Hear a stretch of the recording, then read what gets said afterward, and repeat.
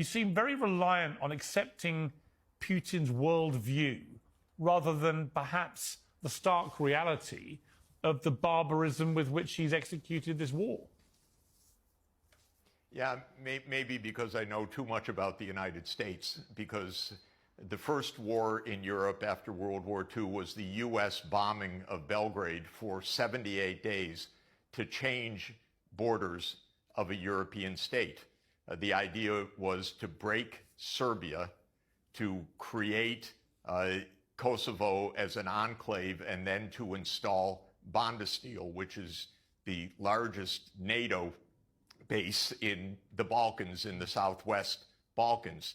So the U.S. started this under Clinton, that we will break the borders, we will illegally bomb another country. We didn't have any UN authority. This was a, quote, NATO mission to do that. Then I know the United States went to war repeatedly, illegally, in what it did in Afghanistan, and then what it did in Iraq, and then what it did in Syria, which was the Obama administration, especially Obama and Hillary Clinton, tasking the CIA to overthrow Bashar al-Assad, and then what it did with NATO illegally bombing Libya to topple Muammar Gaddafi, and then what it did in Kiev in February 2014. I happened to see some of that with my own eyes. The U.S. overthrew Yanukovych together with right-wing Ukrainian military forces. We overthrew a president.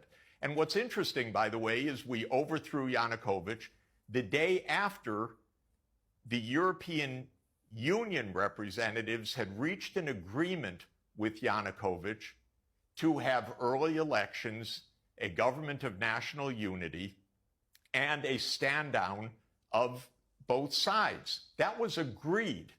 The next thing that happens is the opposition, quote unquote, says we don't agree. They stormed the government buildings and they deposed Yanukovych. And within hours, the United States says, yes, we support the new government. It didn't say, oh, we had an agreement. That's unconstitutional what you did. So we overthrew a government, contrary to a promise that the European Union had made. And by the way, Russia, the United States, and the EU were parties to that agreement. And the United States, an hour afterwards, backed the coup. Okay, so everyone's got a little bit to answer for. In 2015, the Russians did not say, we want the Donbass back.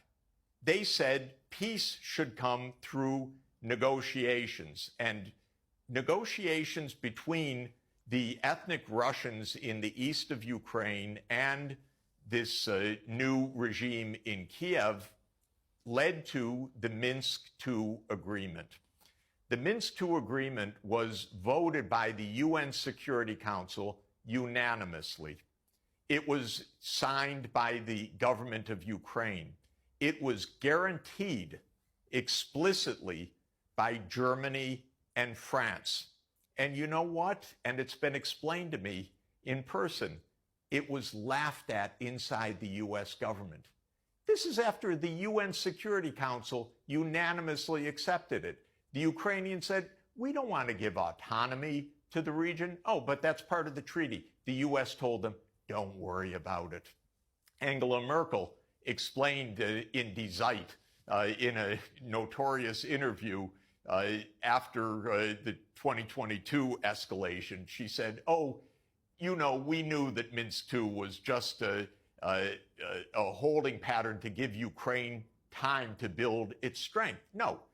Minsk II was a UN Security Council unanimously adopted treaty that was supposed to end the war. So when it comes to who's trustworthy, who to believe, and so forth, I guess my problem, Piers, is I know the United States government. I know it very well.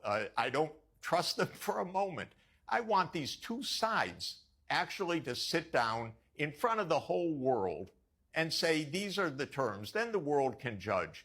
Because we could get, on paper, clearly for both sides of the world. We're not going to overthrow governments anymore, the United States needs to say. We accept this agreement, the United States needs to say. Russia needs to say we're not stepping 1 foot farther than whatever the boundary is actually reached. And NATO's not going to enlarge. And let's put it for the whole world to see. You know, once in a while, treaties actually hold.